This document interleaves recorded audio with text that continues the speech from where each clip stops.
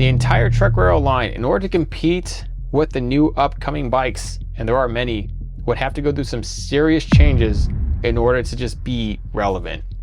The brand of Trek alone is not enough.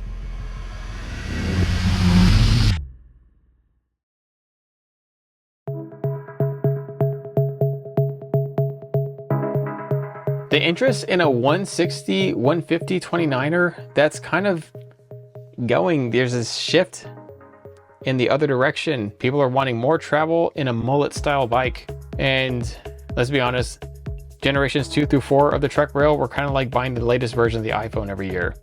Kind of pointless.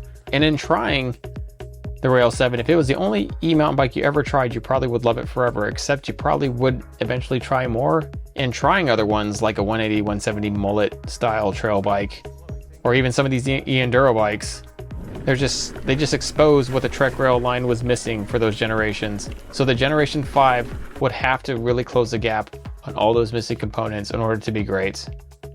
Truth be told, I wasn't planning on getting another rail ever again. But then I saw the Gen 5. I looked at it, and you can just...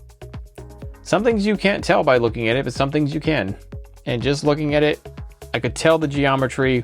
There was a substantial shift, not just minute, minuscule changes like before, like a substantial shift, a complete redoing of the geometry and the way the whole bike sat. There's no longer just middle links at the top where the seat stays are, there are middle links down at the bottom where the shock is to change progressive or linear rates. That's huge. That is monstrous. My biggest complaint of the previous generation rails, the suspension. I never did think that that was a full 150 millimeters of travel. I never, to its credit, I never tried another 150 millimeter travel e-bike in the rear. So I don't know, but to me, it always felt short. Kind of felt like back in the day when I had like a trail bike or an all mountain bike that only had like 130 in the rear. It's kind of what it felt like. Like it was good until it wasn't. And I tried a number of different shocks on that Rail 7. A lot of them, I tried a Fox DHX coil, tried a Fox factory, I tried a Fox DHX Air.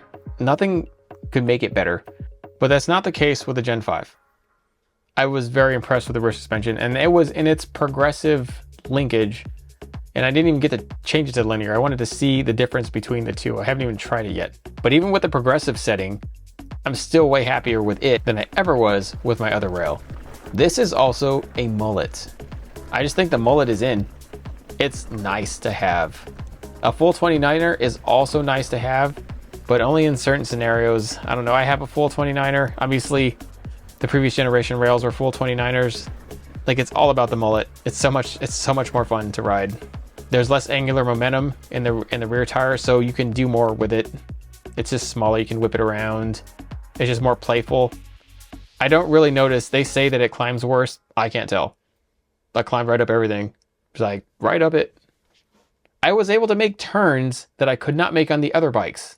There are these turns, and other people, to their credit, like, were on similar bikes or the same bikes I had, and they could make the turns. Specifically for me, some of these little hairpin turns climbing up. I always got jammed up and couldn't make it. For the first time ever on some of these trails, on my first ride with this bike, I made those turns. I had the least fails ever. Also very impressive with its performance down the hill, going fast, hitting jumps. It kind of was very good everywhere. But I want to notice this is not a stock rail. This is a Rail 8 frame. In my opinion, one of my gripes about the whole Rail, like Gen 5 line, the paint jobs are hideous. They're hideously ugly. Like, I don't know who you had there to be like, to look at these. I don't know where you got your population sample from. You really screwed that up real bad, Trek. Those are pretty ugly. The one that's not ugly is this kind of like the Rail 8, which is that matte black with this kind of splatter on it. I don't really care for the splatter, but it doesn't look bad. So I traded my Rail 7 in for this one.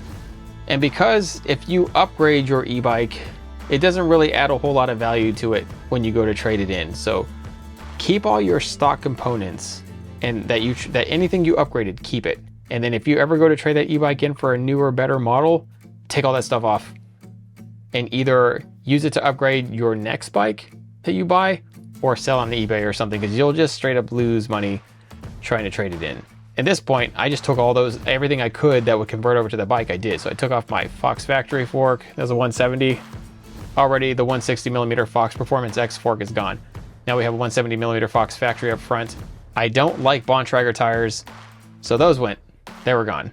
And they had this really ugly red sidewall. They had to go. I was not gonna even, I don't know what, God, it's so ugly. I don't know what you guys were thinking. The paint job is one thing, but the tires and the paint job, I think they were both 2.5 too. Out here, I do like a 2.6 tire. I know they might be a little slower, a little harder to roll off the line, but I personally don't care. The amount of grip and control that you have at high speeds with a 2.6 is, it's very noticeably different. So, and your tires are also your first line of suspension. So naturally I put dual Assegais. I put a 29 up front, 27.5 in the rear, both 2.6 with a double down casing, the max grip compound, which is what you need over here. This is nothing but loose over hard stuff. Very, very hard stuff to turn and stick the turn in. I also replaced the Bontrager Line Comp aluminum rims with the Line Pro carbon rims, straight pull carbon rims. I had those on my Rail 7. I loved them. I pulled them off and put them on my Gas ECC 6, which is a full carbon frame, and now that is a full carbon bike. That's a very, very fast bike, very well performing rims. I went ahead and bought those again to stick on here. Now, one thing I didn't try on any of the other previous generation rails was a full carbon rail, which I was told by people performed substantially better than an all aluminum rail, or even an aluminum rail with carbon rims still performed better. Never did try it to their credit, or to Trek's credit, but I tried it today on the Gen 5, and I haven't ridden in a while. I kind of like injured myself not too long ago, and then, you know, I'm kind of older. It was all about that risk versus reward factor, you know. So I kind of just had to sit back and think about what I was going to do for a while. So this is the first time I actually pushed myself and did a pretty long ride here. And I'll tell you what, as far as performance goes, man, I was blown away. And it's hard to impress me now. I've had quite a few e-bikes now. I've had like some of the best out there. Like my expectation for what a good e-mountain bike is now is pretty high. And I'll tell you right now that with 170 in the front, 160 in the rear, full carbon setup with the tire swaps and some of the other, pretty much everything else. I mean, the handlebars and the saddle and the grips, those are kind of personal preference. The pedals are also personal preference. The only thing that was not upgraded before that thing left the shop was the rear shock, but that's really because Fox is making a Neo rear shock, and I really want it. They're making a Neo coil. I really want a coil shock on the back of this. I'm not sure after riding it the first day that I even need a coil, but I really do like a coil shock. So I'm kind of conflicted. I'm gonna get it anyways though. So, I mean, apparently you can make this air shock feel more linear just with a flip of the link chips on the bottom.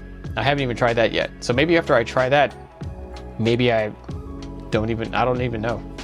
What I do know though is that I do like both high and low speed rebound. That is really important. The high and low speed compression is also important. Those things are important to me. Having both is important to me. The Fox Performance X shock in the back, it doesn't have very much in terms of adjustment, but is still a very, very well performing shock. Still has the expandable reservoir line. I was happy with it. Like if that was the only shock I had to have on that bike, I would be happy with it. You'd have to like just tune it more. If you were gonna do some big stuff, drop off some big things, you would have to just stop and tune it more. You're not gonna have the best of both worlds, where you can have nice small bump sensitivity and then go drop off something and it not want to spring on you because you don't have no high speed compression or high speed rebound to stop some of that. So that's the only thing that bothers me, but it's not that big of a deal today, at least. But what's really important is the way it felt. Like the bike turns exceptionally good. I had exceptionally good turning all day. And for me, kind of getting off the couch and going out there with like some ring rust on me, is not as sharp as I want it to be, not as sharp as I normally am, and I'm definitely a little bit out of shape. For sure, I can tell that. I thought it was fantastic. What a bike, I don't know. Now, obviously, one of the more talked about things about the Gen 5 rail is the Gen 5 Bosch CX line motor. I'm much more obsessed with the frame, specifically me, in terms of the changes for it. But really, we do have to talk about that motor. What a motor. It was very powerful, very natural feeling.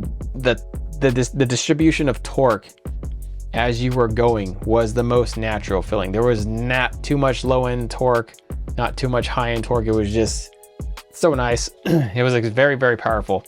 It was not so powerful that it would blow out other motors like it, but you could tell there was a difference in power. It was very noticeable between having ridden a Gen 4 Bosch and now this Gen 5. And the bigger thing, it was so quiet. You couldn't hear it. Barely, you might have heard it. It was extremely quiet. The Bosch Gen 4, to its credit, wasn't really that loud, but it's loud compared to the Bosch Gen 5. And that's kind of just nice for riding.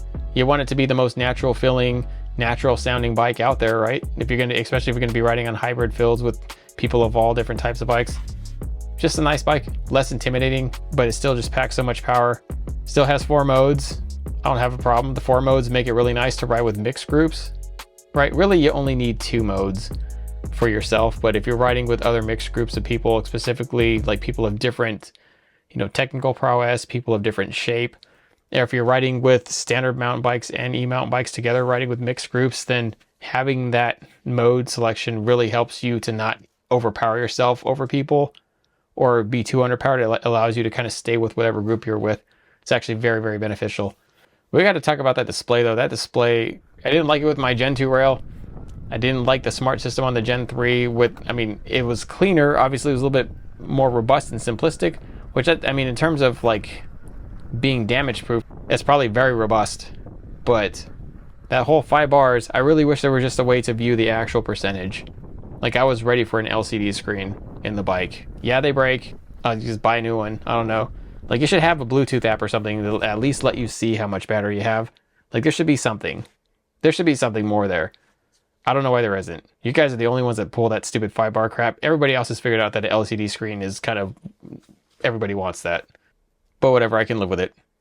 Overall, I give this bike a 9 out of 10. It's just such a nice bike. It's gonna be my primary bike for I think a while.